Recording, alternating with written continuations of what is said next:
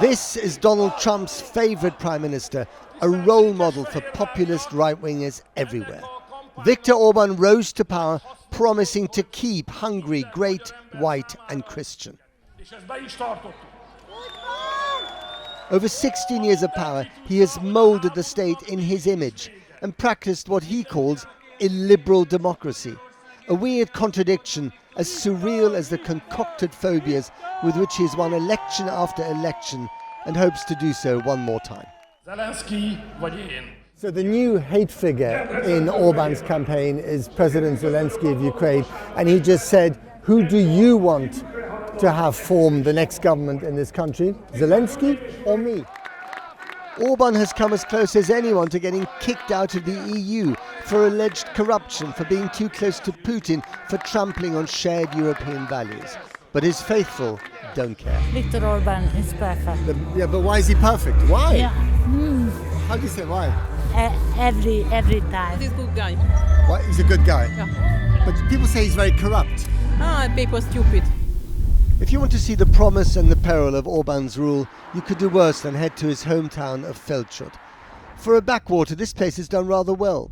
There's the golf course owned by his father and run by his son-in-law. The brand new but unused railway funded by the hated EU.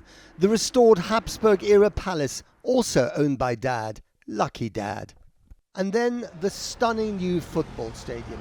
Orban himself used to be a keen player. This is Viktor Orbán's pride and joy. It would be perfect for the Premier League, and yet there are 3 times as many seats here as there are people living in this town. But a short ride from here lives the other Hungary, the one that scores bottom in almost every European indicator on prosperity and public health. Ferenc is a 70-year-old farmer who knew Orbán at school. Nice to meet you, Ferenc. Gyerekkora óta ismerem. Hát akkor eléggé nagy szájú volt. Viktor Orbán has this amazing palace here, and he's got the stadium and the golf course. Have you benefited in any way from this wealth? Semmivel. The rural vote used to lap up Orbán's nationalist message and the fact that Hungary, a nation of barely 10 million, punches above its weight. Which other European Prime Minister has the US Vice President J.D. Vance headlining at an election rally? And with Donald Trump calling in. I love Hungary and I love that Viktor. I'll tell you, he's a fantastic man. Vance accused the EU of interfering in Hungary's election, which is a bit rich.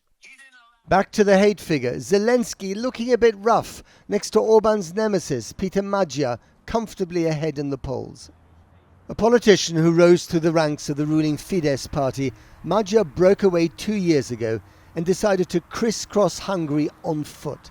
Like a svelte Pied Piper, he picked up followers with his message of making voters great again. We went to his rally in the city of Győr. Tisza stands for respect and freedom, and for an opposition movement only founded 2 years ago, its rise is remarkable. Our country is dying. It's dying, really? I think dying. We need something change, you know, and it will be better soon, I hope. Mr. Magyar, work for the British press. Are you going to win this election, sir? Are you going to win? Magyar by name and by nature is a nationalist who also dislikes immigration. But he's better at picking friends. Trump and Putin are out, the EU is back in. And above all, he's a fresh face with plenty of energy. Most vagy soha. És én azt javaslom, ha már itt állunk a győzelem kapujában, akkor lépjünk be rajta. They've got these rallies down to an art form, the torches, the chants, the drones overhead, but above all, this is the canary in the mine about how to defeat right-wing populism, not just here in Europe, but across the world. If Orban wins again, what will you do? I think I will leave the country. Is there a future for you here? The future with Fidesz? Yeah. No, if Fidesz wins, I'm going to move out from Hungary. I want to be a European, not a Russian. Hungary showed the world how the populist right can win power and keep it. Perhaps it'll now show the world how it can lose power.